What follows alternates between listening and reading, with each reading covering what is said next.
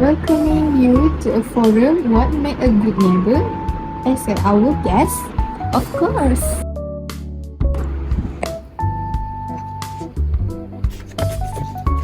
Huh? Wow, you're asking me to be your guest? That's wonderful.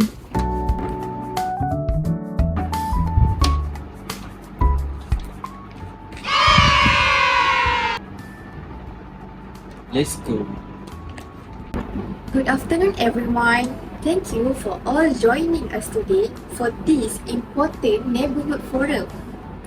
As we all know, we live in a very vibrant and multicultural community where tolerance and cooperation are key for us to ensure that we live in harmony. So today, we will be discussing an essential topic, which is what makes a good neighborhood.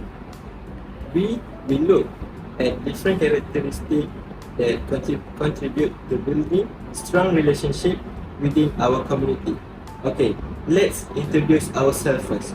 My name is Afiq Azadin. My name is Linda Saad. And my name is Karroline Walter. Let's start with Mrs. Linda. What do you think is the most important characteristic of a good neighbor? Okay, alright. Thank you, Mr. Afiq. Good afternoon, everyone. For me, the most important characteristic of being a good neighbor is a tolerance. We live in a community that is made up of people from different backgrounds, culture, and religions. It is crucial that we respect and accept each other's differences. Okay, tolerance means we can celebrate our diversity without judgment, and it allows us to live side by side peacefully. Let me give an example. Last year, during Ramadan, I was worried that my family late night meals might disrupt our neighbor. However, our neighbor were very understanding and tolerant, even offering to share in diversity. This mutual respect is what keeps our neighbor strong. How about your thought, Miss Karroline? Do you agree that tolerance is the most important quality, or do you have another view? Thank you, Miss Linda. While I agree that tolerance is important and essential, I also believe that helpful is just as important as tolerance in being a good neighbor.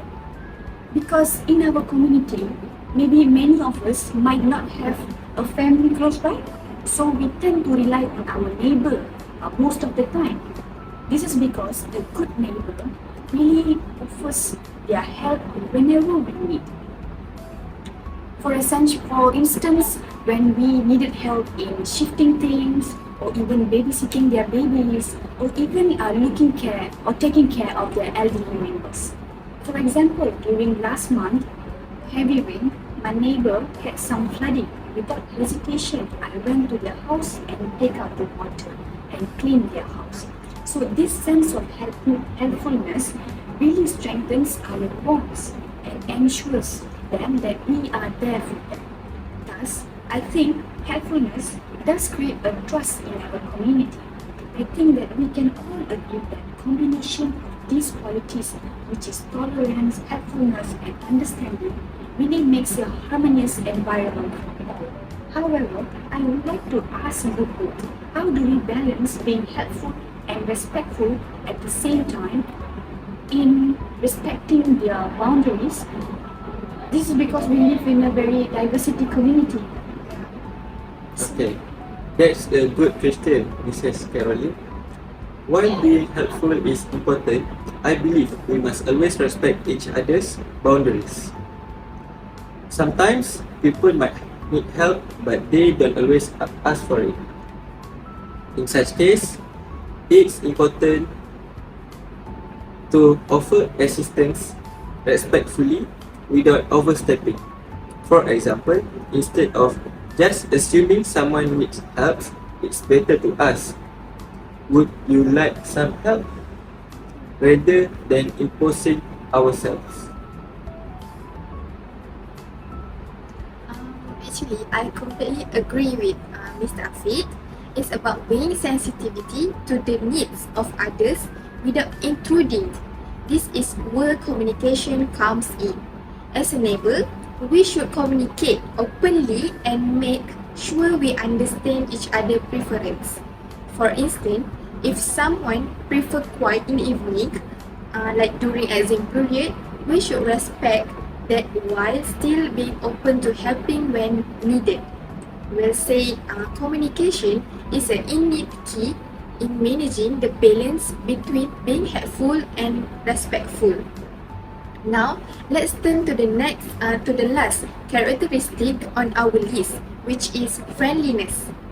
Would you say being friendly is just important, or does it come naturally when we exhibit the other qualities? I believe friendness ties everything together. Being tolerant and helpful is also important. But without a friendly attitude, people may feel disconnected. This is because a simply greeting or smile on our faces can make a huge differences, especially to the newcomers, to our new neighbors. So when we are friendly, it will create a very approachable and peaceful environment. Isn't it, Afiq? I agree. Friendliness builds trust and it makes approaching one another easier, whether for help, conversation, or resolving issues. Being approachable helps people feel comfortable reaching out, which is the foundation of a supportive community. I work at an office where the team frequently collaborates on projects. One day, a new employee joined the team and struggling with a task. They hesitate to ask for help, unsure of how their colleagues might respond. However, there's one person on the team, Sarah, who is known for being friendly and approachable. Seeing Sarah's welcoming attitude, the new employees feel comfortable reaching out to her for assistance. Sarah not only helped them with their tasks, but also shares tips on how to navigate the team's processes. Over time, the new employee built confidence and trust. Yeah, definitely agree with both of you.